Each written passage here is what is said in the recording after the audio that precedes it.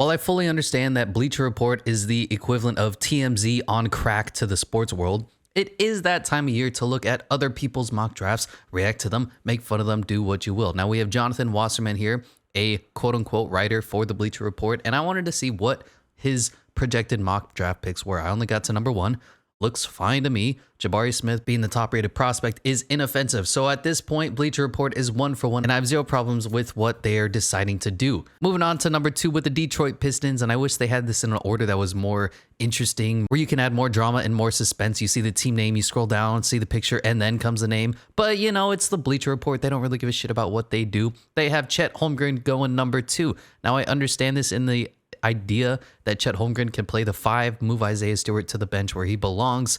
Chet Holmgren's a very big man. He can play the 4 if you really need him to, but it doesn't look ideal. He's kind of like a taller, skinnier Evan Mobley, if that's even possible. His shooting hasn't played well. I don't think he should be going as high as number 2. I think I had him drop to number 4 in my mock draft, but I don't hate it. He came into the year with the number 1 rated prospect, and all these fucking scouts love to pat themselves on the back. Oh, we did such a good job grading our prospects at the beginning of the season, so they don't want to prove themselves wrong. When the data changes, so should your opinion. And at this point, everybody had Chet Holmgren at number 1 coming into the year, and now he's kind of like 2, 3, 4, maybe even 5, depending on how Jayden Sharp is. But Chet Holmgren, number 2, is a perfectly fine player, just hasn't really played well this season. Moving on to number 3 for the Houston Rockets, Paolo Banchero, another pick that I do not dislike at all, even if Jaden Ivey was still available here, which they are in this draft. The Houston Rockets have their guards set for the future in Kevin Porter Jr. and more importantly in Jalen Green, so they need a big man. Paolo Banchero or Chet Holmgren, whichever is available, they get the last of the big 3. I find it a little intriguing that Paulo's been going last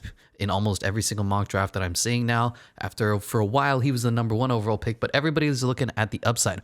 Paulo is probably the most NBA ready of the 3, but that's about it. Moving on to number 4 with the Oklahoma City Thunder, and I disagree with this pick. I do understand this is the NBA. You take the best player available. Jaden Ivey is the clear-cut best player available, but they already have an all-star caliber superstar, Shai Gilgeous-Alexander. They have possible Rookie of the Year, one of the surprise bright spots of the season, Josh Giddey. Their guard room is set. Unless you want to move Josh Giddey to the 3, run Shai Gilgeous at the 1 or Jaden Ivey at the 1 or 2, flip those and kind of run a 3-guard lineup like the Baylor Bears did, maybe, but this just doesn't really make a lot of sense. Plus they have so many other guards. They have Trey Mann, Lou Dort's only like 6'3", Aaron Wiggins, Teo Maladon. Their guard room is stacked and they could really use a big man. If it was going to break out like this, I would probably either go Benedict Mathurin, get some of that wing player that you're looking for, some scoring, or go over the big man Jalen Duren. A little bit high, I understand, but you draft a little more for need once you're in this tier, since Jaden Ivey is not going to get any minutes. At best, he's going to be like Davion Mitchell sitting on the bench, 3rd stringer for this team. Moving on to the Kings, and I don't dislike this pick either. I feel like they could use more forward or center help as well, seeing as they already have De'Aaron Fox, who's trying to work his way out of Sacramento. Tyrese Halliburton is a stud. Davion Mitchell coming off the bench. They have Buddy Hield. They're trying to get rid of him. Harrison Barnes. Marvin Bagley's been somewhat of a bust, so I have no problem taking a forward. And their center position is fine. It's Richaun Holmes. So I think Johnny Davis, I love the prospect. I love him as a scorer. I would go a different direction. I'd take Jayden Sharp. Moving on to number 6. The New Orleans Pelicans take AJ Griffin, small forward, power forward out of Duke. My worry is about his knees. Look at these giant knee pads he has, and he's already an 18-year-old. It's only gonna get worse. They already have so many injury concerns in the often injured Brandon Ingram and in Zion Williamson, who hasn't seen the court since Jesus Christ was a baby. So you take another guy who's injury prone. No, I would go Benedict Mathurin at this point. I go for a center, maybe even check out the Jayden Sharp kid, see if he's any good. They need help at the 2, and an injured player who plays a similar role to Brandon Ingram just doesn't seem that appealing to me. Moving on to number 7, and Jayden Sharp is being taken by the Pacers. I love this pick because he's fallen this far. He's the number 1 projected player in the 2023 NBA draft who's reclassifying. I don't think he should have fallen this far if he's supposed to be that good. That said, you don't have any tape on him. The Indiana Pacers finally are looking to go towards the future, getting raw talent, pure upside, no longer drafting 47-year-old Chris Duarte clones, no Ochai Agbaji, no seniors, no juniors. Please draft for the future. So while Jayden Sharp shouldn't fall this far to 7th, I think that's ridiculous. I like the pickup. Moving on to number 8, Keegan Murray is a fine pickup for San Antonio. I gave him a similar player in Patrick Baldwin Jr., I believe, in my draft pick. They're just looking for a big wing player, scoring upside, defensive upside. Now, I wasn't impressed with Keegan Murray so far from what I've seen on the tape. Everybody seems to love him. They're kind of forgetting that he's a 2-year kid, already a sophomore, but he's going to bring some size to San Antonio. It's a fine pick. I'm just not really enamored by him, the player. Moving on to the Portland Trailblazers, and this is a steal because I've seen Benedict Mathurin go super high, but they're taking another scoring guard. Finally, somebody who's over 6'3", but where does he fit into the lineup? Was he going to take CJ McCollum's role? Is he going to take Norman Powell's role? He's not going to take Damian Lillard's role. Benedict Mathurin has been shooting up the boards. Now I am worried about his potential upside. He's a good bucket getter, but that's about it. He's still a little skinny. He doesn't have a lot of physical talent. That said, he's going to bring scoring to a team that might be in win-now mode. It's all about what direction the Trailblazers are going when you're drafted for them. Are they going to win now, try to compete for a title in 1 to 2 years, or are they blowing the whole damn thing up? Benedict Mathurin is kind of splitting the baby in half. He's kind of win now, kind of needs to develop as well, doesn't have a lot of upside. Moving on to number 10, the Washington Wizards get Ty Washington. I made this exact same pick in my mock draft. The only thing is he's not a point guard, he's a combo guard, and the Wizards already have Spencer Dinwiddie as a combo guard, Bradley Beal as a combo guard, and now Ty Washington. 3 combo guards who can't really facilitate an offense. Not ideal, but I don't hate the pick. You're looking to the future and drafting one of the best players available. Now, this is horribly done. I guess they gave up on spots 11 through 20. That's fine if you don't really care about your job, which it appears nobody at Bleacher Report does. But let's see, number 11, the New York Knicks need a point guard. Who does the Bleacher Report draft for them?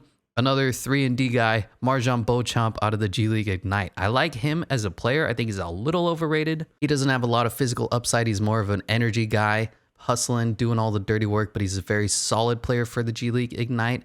They have Dyson Daniels. They have Jayden Hardy kind of doing the majority of the load, Michael Foster as well. So he's basically the 4th or 5th string player on his team, the 4th or 5th option, but he's still a very good player. Just why would you take another wing player when you're loaded at the New York Knicks? They have Evan Fournier. They have Cam Reddish they just brought in. They have Quentin Grimes, who's been playing very well. Emmanuel Quickley is not a point guard as well. RJ Barrett, Julius Randle, I mean, they're stacked at the wing position, and this guy thinks, oh, let's draft another wing player. The New York Knicks need a point guard. Moving on to the number 12 spot, and they have Jalen Duren going here to the Memphis Grizzlies. I hate everything about this pick, but the Memphis Grizzlies have way too much talent. They can literally go in any direction they want. Now, do they really want to back up center to Steven Adams when they already have Jaren Jackson Jr., who should be a 5? Steven Adams should be a 5, Xavier Tillman, and now you're going to take another guy in Jalen Duren who can't really give you much offense. Kind of seems like a stupid pick to me, but hey, this is Bleacher Report. Moving on to 13, Patrick Baldwin Jr. I have no problems with this pick. I'm going a little higher. I believe I went 7 or 8 in my mock draft. I really like him as far as those unathletic wings who are able to score at a reasonable clip. Patrick Baldwin Jr.'s stats don't look very good, but that he's playing for a horrible, trash Milwaukee, Wisconsin team. But I like him as a prospect, and I think he's going to be a very good wing player, 3-and-D kind of guy. The Hawks, they have too much talent. They just need to start winning. Boston Celtics at 14, taking Jayden Hardy. Don't hate this pick. Jayden Hardy has fallen tremendously. He's been very unimpressive for the G League Ignite. I could see him even going further down than this, but he's basically Buddy Hield, and the Celtics could use more scoring, I guess, more shot creation. Jayden Hardy, for all of his flaws and faults, is a guy who can get his own shot. Moving on to number 15, and the Oklahoma City Thunder are taking Tari Eason.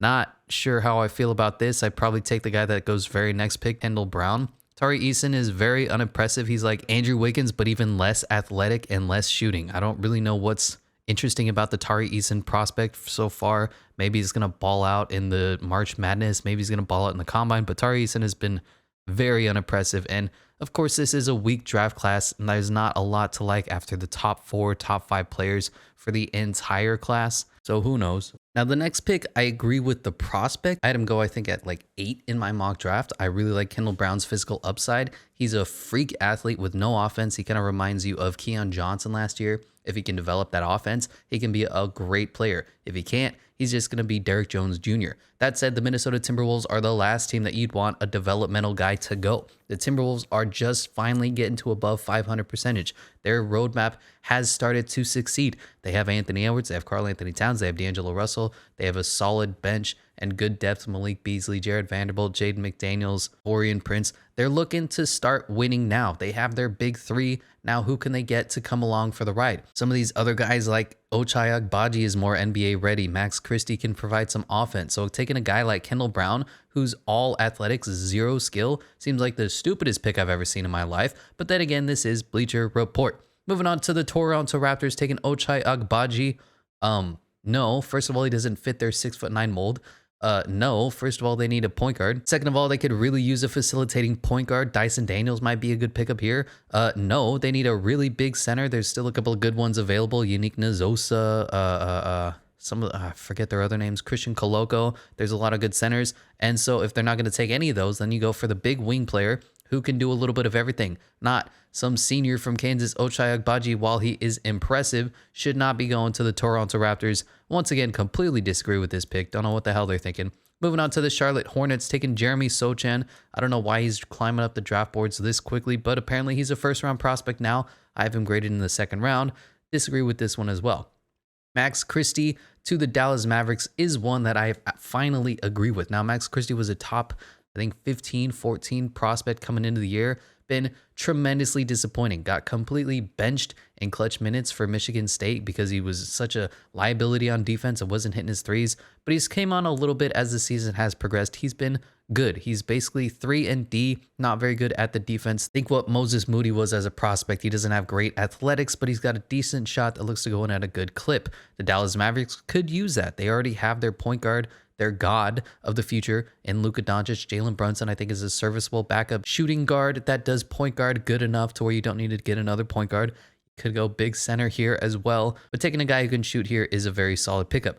On to the Denver Nuggets, taking Christian Braun. Christian Braun? No. And let's see if there's any rationale behind these next 10 picks. I know they have this, 3-4 paragraphs for over 10 picks because they can't even defend their own picks that they're making. It's fine. Despite the preseason top 5 hype for Hardy, Scots have been underwhelmed. Yeah, that makes sense. Had an 0-11 dud. Okay, so why are they taking him? Hardy's skill as a shot creator, shot maker, and passer is too high for a serious draft night slide. He's already slid, but okay. Lack of explosion and decision making. Yeah, he's Buddy Hield, dude. Relax. Shooting 51% from the 3 over Michigan State's last 8 games. Christie now has the scouts' attention. Yeah, he can shoot. He's just not very good at anything else. Ochai Agbaji, 37-point outburst. Even if he's a limited creator, his shot making appears potent enough for, yeah, he's a 3-and-D guy. You're putting 3-and-D on the Toronto Raptors, who don't do any 3-and-D. They'd rather spend 8 years developing OG Anunoby. And okay, whatever. It's fine. Moving on to picks 21 through 30, and I already see Walker Kessler here going way too high. And he's going to the Grizzlies again. Who did they take last time for the Grizzlies? Jalen, just take 2 centers. Take 5 centers. They took Bryce McGowan's with... Okay, you know what? It's fine. Do you have any rationale behind this?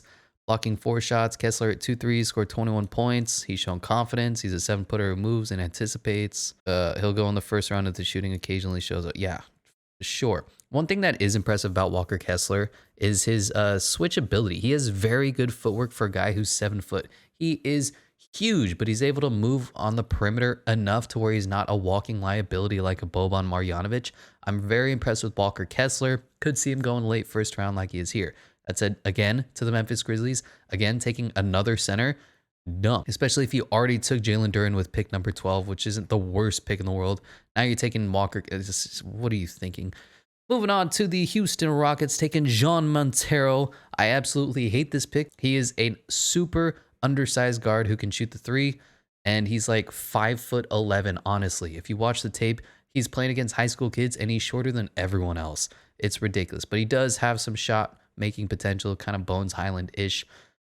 He's not going to defend this pick at all. Great. Next up is Mark Williams to the Milwaukee Bucks. The Bucks are in a kind of a funny spot. They have everything. They could use a little depth everywhere. I didn't hate the pick. I think I took Mark Williams as well. Cleveland Cavaliers taking EJ Liddell. Do I even have notes on him? He's an undersized Julius Randle type. That's not what you need. You need an athletic wing. They're looking for a guy who can develop a shot, take over Isaac Okoro's spot, or maybe Colin Sexton's, and you're taking Julius Randle. Take another power forward. Take another center. Why don't you? What is this pick? EJ Liddell isn't a first-round prospect either. Yikes. Anyways, on to the 76ers. Nikola Jovich, because they need a point guard, and you're not going to take a point guard. Very cool. Do you have any point guards? JD Davidson going 29th. All right. Sure. What about Kennedy Chandler? Any of them? No? Sure. The Nikola Jovic to the Philadelphia 76ers. I really like Nikola Jovic as a prospect, actually. I think I had him go to the Raptors, who have the, what pick was it? 17th pick. He's kind of a do-it-all wing player. Good size on him, solid athletics, especially for an awkward white guy from Europe. But going 25th to the 76ers, what is he going to do? Back up Tobias Harris? I don't get this pick. Dyson Daniels to the Miami Heat. At this point, you're just going best player available. The Heat, another team that have a little bit of everything, could use some ball handling duties. Dyson Daniels is currently playing the point guard for the G League Ignite, although he's more of a combo guard, masquerading as a point guard. Fine pickup. I don't hate this one. Chicago Bulls taking Ishmael Kamagate. Don't know who he is, but they could use a backup center, so I don't hate this pick. Looks like he's a little bit older, 2021, but they are kind of in win now mode. So Bulls taking a win now backup center, not a bad pickup. Memphis Grizzlies taking Bryce Mcgowan.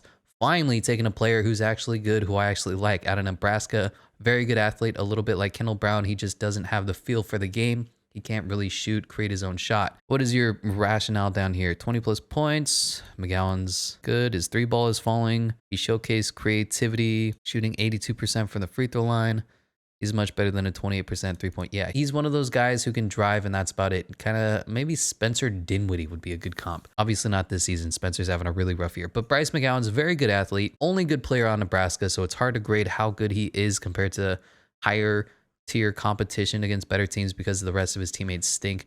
But I really like Bryce McGowan, and I really like Blake Wesley as well. But we'll talk about them after the J.D. Davidson pickup by the Golden State Warriors. Really happy with that pickup. The Warriors have been looking for a point guard forever to back up Steph Curry whenever he goes off the court. They kind of have guys who can shoot in Jordan Poole and have their gravity be the backup point guard role, while Andre Iguodala or Draymond Green are running the show. But J.D. Davidson is, in my grades, the best point guard available. I have Kennedy Chandler as a better talented player, but his supreme shortness, he's about as tall as Jean Montero, 5'11", I'd say. Outside his shoes makes him a serious liability, a serious mismatch. J.D. Davidson is a little taller. I really like his facilitating for the Alabama team. Great pickup for the Warriors. And at number 30, the final pick to the Oklahoma City Thunder goes Blake Wesley.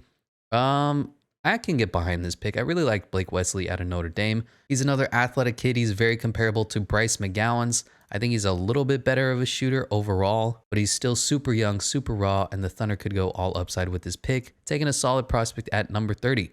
What is your rationale? Scouts have entertained the idea of Wesley rising up to the 20s. Yeah, I mean, he's a good prospect. 31 through 40. Okay, so he goes through the full 60-round picks. Roko Prakasin is the last pick of the draft.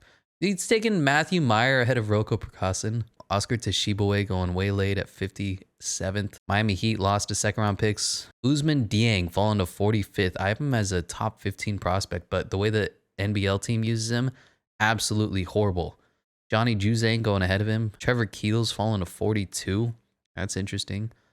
Caleb Houston going 35. Christian Koloko going 34. Wendell Moore going 31st. Julian Champagny going 38th. Michael Foster 40th. Some interesting picks.